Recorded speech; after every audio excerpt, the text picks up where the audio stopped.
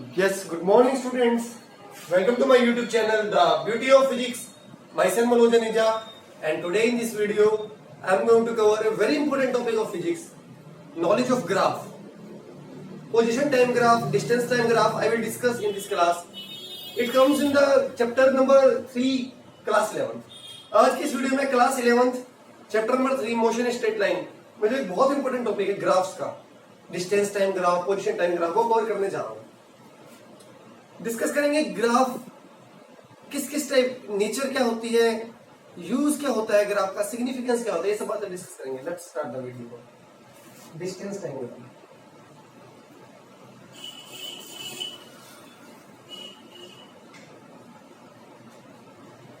Distance time graph, as the name suggests, is a graph plotted between distance on y-axis and time on x-axis. x-axis पे हमेशा time को लिया जाता है क्योंकि टाइम इंडिपेंडेंट है. First case, when object is at rest. When object is at rest. जब object rest पर है, ऑब्जेक्ट रेस्ट पर है, इसका मतलब distance travelled is not changing with the time. तो ऑब्जेक्ट रेस्ट पर है. फॉर एग्जांपल, आपके पास एक ऑटोमोबाइल है, स्कूटी है या बाइक है, उसमें ऑडोमीटर ये दिखाता है कितना डिस्टेंस ट्रेवल किया. और आपने अगर वो घर में खड़ी की हुई है तो अगर उसमें 200 किलोमीटर तो रीडिंग 2 ही रहेगी. चाहे आज देखो, चाहे कल देखो, चाहे परसों, टाइम तो चेंज होता रहेगा. आज अगर 1 जुलाई है तो 2nd, 3rd, 4th जुलाई आती रहेगी, टाइम तो चेंज होता है but distance will not change. It means जितनी उसमें रीडिंग है उतनी ही रहेगी but time will keep on increasing, time बढ़ता जाएगा. तो ये है हमारा डिस्टेंस, ये है हमारा टाइम. सपोज इतनी रीडिंग है इनिशियली व्हीकल में या पार्टिकल में, इतना डिस्टेंस, तो टाइम बढ़ता जाएगा बट डिस्टेंस नहीं चेंज होने वाला. तो नेचर क्या हुई? Straight line parallel to time axis. Straight line parallel to time axis. अब यहाँ नेक्स्ट स्टेप वगैरह बताने चल जाते हैं. मैं छोटा सा कॉन्सेप्ट बताना चाहता हूँ जो मैथ्स में आता है बट मुझे यहाँ पर रिक्वायरमेंट इसलिए मैं बता रहा हूँ. Slope of tangent.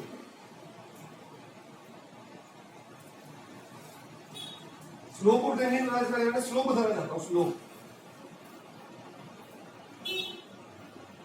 इसमें देख लेते हैं इसी ग्राफ में.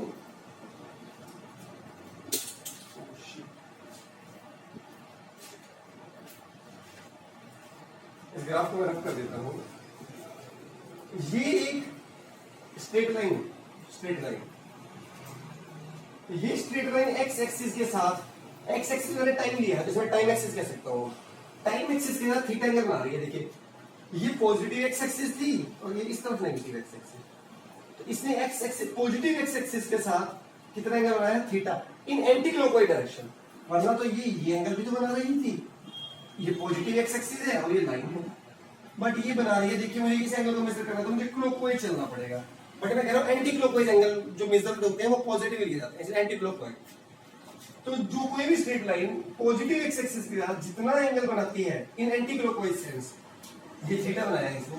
अगर मैं उसकी टेंजेंट की वैल्यू चेक करूं, टेंजेंट ऑफ थीटा, उसे बोलते हैं स्लोप. उसे क्या बोलते हैं? स्लोप. और मैथ्स में स्मॉल एम से डिनोट किया जाता है. किसे डिनोट किया जाता है? स्लोप, स्मॉल एम से. तो क्या पता है मैंने, स्लोप किसे कहते हैं? कोई भी straight line positive x axis के साथ एंटी क्लॉकवाइज सेंस में जो एंगल बनाती है उसका टेंजेंट आप निकाल लीजिए, you will get it slope.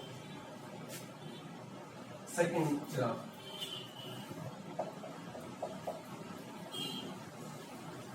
When object is moving with uniform speed,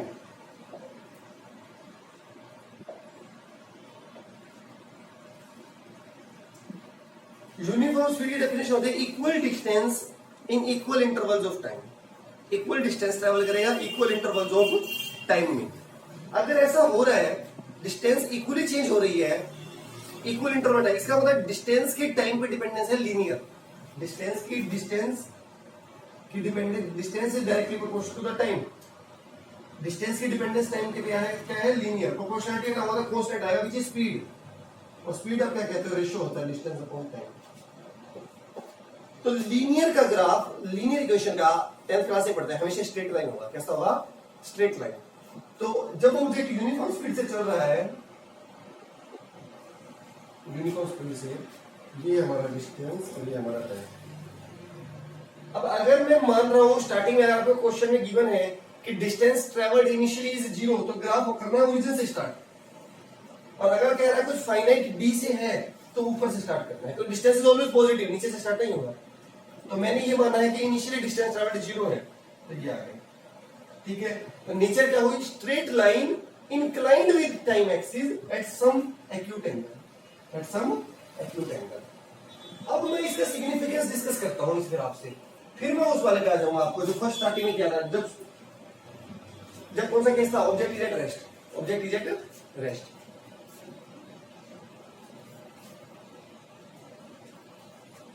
यहां पे लेंगे राइट ट्रायंगल पूरा करता हूं, right triangle O A B. ये मैं एक टाइम की वैल्यू ले लेता हूं टी डैश, ये टाइम एक्सिस है, और डिस्टेंस की वैल्यू ले लेता हूं मैं डी डैश। इस ग्राफ में टेंजेंट थीटा निकालते हैं की वैल्यू, थीटा के सामने परपेंडिकुलर ये बेस, टेंजेंट थीटा क्या होता है, टेंजेंट थीटा क्या आ गया, A B upon O A, A B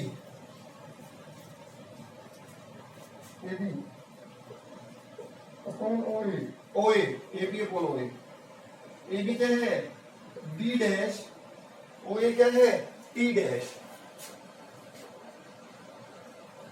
ten theta, D dash upon T dash हो गया वी। अरे डिस्टेंस अपॉन टाइम क्या स्पीड नहीं हो गई, ऐसे लिख लो स्पीड, टेन थीटा क्या आ गया, S is equal to tan theta, S is equal to, इसका मतलब जो स्पीड होती है ना ऑब्जेक्ट की जिससे होगा वो टेंजेंट ऑफ थीटा की इक्वल। और अभी बताया था आपको टेंजेंट थीटा का मतलब क्या होता है, slope of the line.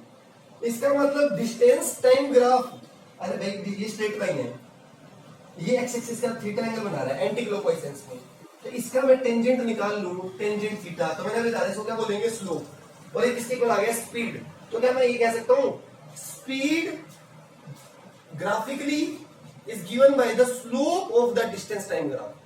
Distance time graph की अगर आप स्लोप निकाल लें टेंजेंट थीटा, तो वो आपको क्या दे देगा, स्पीड, क्या दे देगा, स्पीड। जैसे एक छोटा सा क्वेश्चन है बता देता हूं मैं आपको, और टेंजेंट थीटा में एक आपको प्रॉपर्टी भी पता है, थीटा जैसे जैसे बढ़ता है टेंजेंट की वैल्यू बढ़ती है, 10 0 0 30 1 by root 3 45 1, 60 पे रूट 3 मतलब 1.732, 45 पे 1 था, 60 पे 1.73 बढ़ गया, 90 पे तो इन्फिनिटी। तो when theta increases value of tan theta also increases. तो ये डिस्टेंस है, ये टाइम है, आपको ये दे दिया किसी पार्टिकल का डिस्टेंस टाइम ग्राफ दे दिया किसी पार्टिकल ए का, 30 डिग्री एंगल बना रहा है, और वो आपसे पूछ रहा है स्पीड। अब आपको क्लियर होना चाहिए, स्पीड, स्पीड का मतलब ग्राफिकली आया था slope of distance time graph, speed क्या आया था, slope of distance time graph, और स्लोप होती है टेंजेंट थीटा। थीटा मुझे दिया है 30 और 10, कितनी आ गई स्पीड इसकी, 1/√3 मीटर पर सेकंड। अगर डिस्टेंस मीटर में दिया है तो 10 सेकंड में, ठीक है। तो कितना सिग्निफिकेंस क्या हुआ डिस्टेंस टाइम ग्राफ का, from distance time graph we can evaluate the speed of the particle. ये एक और पार्टिकल दे दिया बी। अब कभी कभी क्या होता है वो क्वेश्चन में कंसेप्चुअल क्वेश्चन पूछता है, this is theta dash, this bigger angle theta dash, can एविचुअली हैव अ मोर स्पीड। अब हमें पता है speed is basically tan theta, जिस स्पीड tan थीटा इक्वल है, और मैंने कहा tan थीटा में ज्यादा, जितना थीटा ज्यादा उतनी वैल्यू ज्यादा, इसके लिए थीटा डैश ज्यादा है, तो क्या tan थीटा डैश ज्यादा आएगा ना, तो इसकी स्पीड ज्यादा आएगी। तो इस तरह का क्वेश्चन पूछ लेते हैं। अब नेक्स्ट करते हैं पोजीशन टाइम ग्राफ, नेक्स्ट कौन सा करते हैं, position time graph.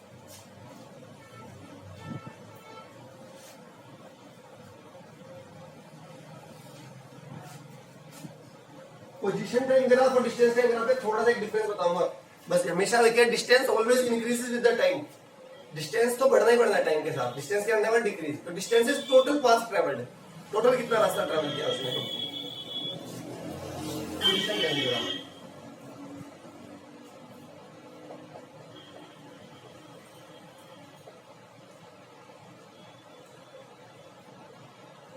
Position time graph, first when object is at rest, object is at rest. और हम 1D मोशन कर रहे हैं, 1D मोशन कर रहे हैं, चैप्टर में स्ट्रेट लाइन कर रहे हैं चैप्टर 3। तो ऑब्वियसली 1D में ऑब्जेक्ट वो स्ट्रेट लाइन के लोग मूव करता है, तो मैं एक्स एक्सिस वाली मोशन ले सकता हूँ या वाई एक्सिस, जो बट अभी मैं एक्स एक्सिस ही ले रहा हूँ, बहुत इजियर मोशन है। ऑब्जेक्ट रेस्ट पर है, इसका मतलब उसकी पोजीशन टाइम के साथ चेंज नहीं हो रही, वो जहां पर पड़ा हुआ है वहीं पड़ा है। मैं आपने हमेशा स्टॉपवॉच स्टार्ट करते हैं फिजिक्स में, हमेशा स्टॉपवॉच से स्टार्ट करते हैं। स्टॉपवॉच आप जब भी आप स्टॉपवॉच स्टार्ट करते हो रेसिंग में भी 0 से स्टार्ट होती है, 0 सेकंड में भी वो वहीं था। मान लो वो यहाँ पड़ा था पॉइंट ए पर, और ये कितना डिस्टेंस दूर है, एक्स नो मान लीजिए। ये है मेरी पोजीशन एक्सिस, वाई एक्सिस। मैं कह रहा हूँ हमेशा एक्स एक्सिस पर टाइम को प्लॉट करते हैं, time is independent, x is dependent. तो पोजीशन को यहाँ प्लॉट कर रहा हूँ इसको। तो पोजीशन की वैल्यू थी एक्स नोट स्टार्टिंग में, 0 टाइम पर भी यही था। 1 सेकंड स्टॉपवॉच टाइम बढ़ रहा है, टाइम हमेशा बढ़ेगा, 1 second, 2 second, 3 second, 4 second, 5 second, 6 second, 8 second, 10। But rest पर है तो वहीं पड़ा रहेगा। 1 सेकंड पर भी वही है, 2 सेकंड पर भी वही है, 3 सेकंड पर। Straight line parallel to time axis, straight line parallel to time axis. This is first graph. Second, object is moving with uniform velocity. Object is moving with uniform velocity. Uniform velocity में बोला है equal displacement in equal intervals of time. Equal displacement in equal intervals of time. Equally displace हो रहा है equal interval of time. Again इसका मतलब displacement की time पे dependence क्या है, linear। और linear ग्राफ कैसा आता है, straight line। कैसा आता है, स्ट्रेट लाइन। बट इस टाइम उसकी पोजीशन चेंज हो रही है और यूनिफॉर्म वेलोसिटी से मूव कर रहा है, इसका मतलब आगे चल रहा हुआ या फिर अपोजिट डायरेक्शन में जा रहा हुआ। बट यहाँ पे यूनिफॉर्म वेलोसिटी में कुछ नहीं कहता, पॉजिटिव वेलोसिटी है, मतलब एक्स एक्सिस के पॉजिटिव एक्स एक्सिस के लोग मूव कर रहा है।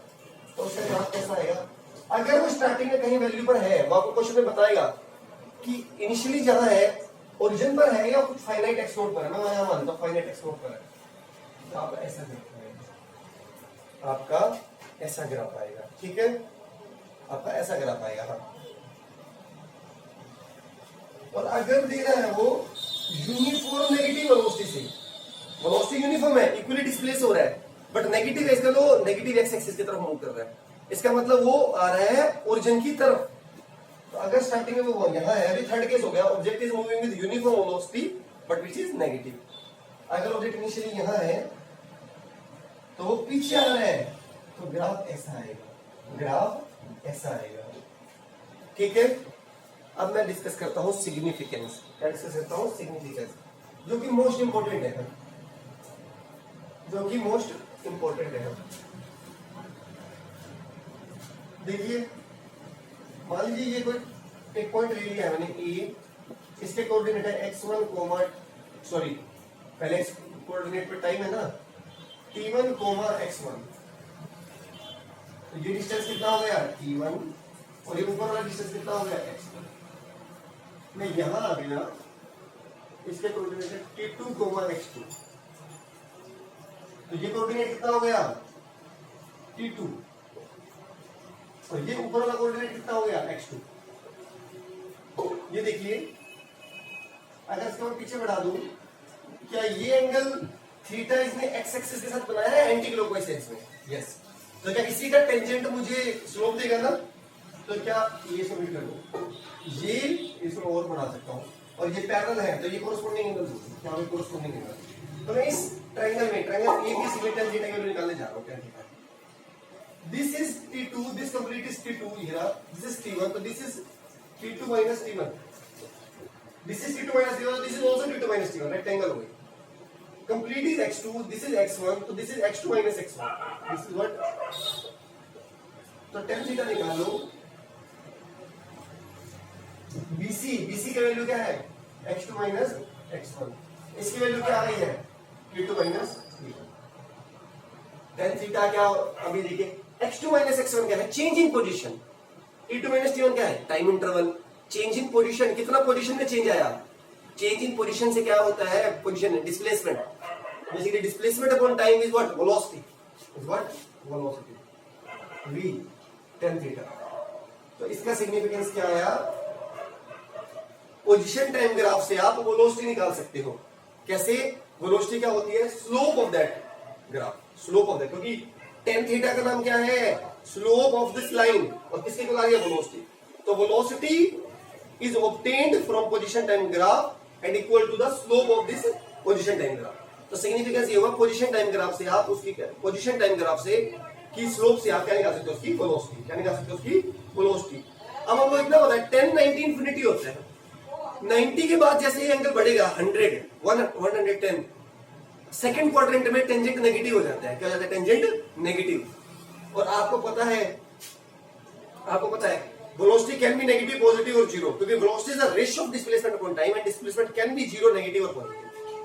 इस ग्राफ में देखो, इसके लिए वेलोसिटी नेगेटिव आएगी, क्योंकि इसके लिए एक्स एक्सिस के साथ पॉजिटिव एंटी क्लॉकवाइज में ये एंगल आएगा, और ये एंगल आप देख सकते हो 90 से बड़ा आ रहा है ऑब्टयूज। तो मैं इसकी वैल्यू निकालूंगा भाई, बात तो वही है ना, कॉन्सेप्ट तो वही रहेगा। इसकी स्लोप निकाल दिया, स्लोप का मतलब है tan थीटा, थीटा 90 से बड़ा है, तो अभी बताया 90 से बड़ा है, सेकंड क्वाड्रेंट में टेंजेंट वैल्यू नेगेटिव हो जाती है, तो वेलोसिटी वैल्यू क्या आएगी? नेगेटिव। और आपने ड्रॉ किसके लिए किया था इसको? When object is moving in uniform negative velocity. इसका मतलब कॉन्सेप्ट से भी आ रहा है और हमने प्रोमोट भी इसके लिए, सारा कॉन्सेप्ट सारा सही है, यूनिफॉर्म नेगेटिव वेलोसिटी। ठीक है, आज की वीडियो के लिए इतना ही। अगर कहीं भी कॉन्सेप्ट में कहीं प्रॉब्लम हो, कॉन्सेप्ट बहुत बढ़िया है, ग्राफिकली कहीं भी प्रॉब्लम हो तो कमेंट कीजिएगा, I will give you the reply. And video पसंद आया तो लाइक कर दीजिए, उसमें बिल्कुल भी कंजूसी मत कीजिए। चैनल फर्स्ट टाइम सब्सक्राइब करें, बेल आइकन को भी प्रेस कर दीजिए, ताकि ऐसे वीडियोस की नोटिफिकेशंस आपको इन फ्यूचर मिलते हैं। Thank you so much.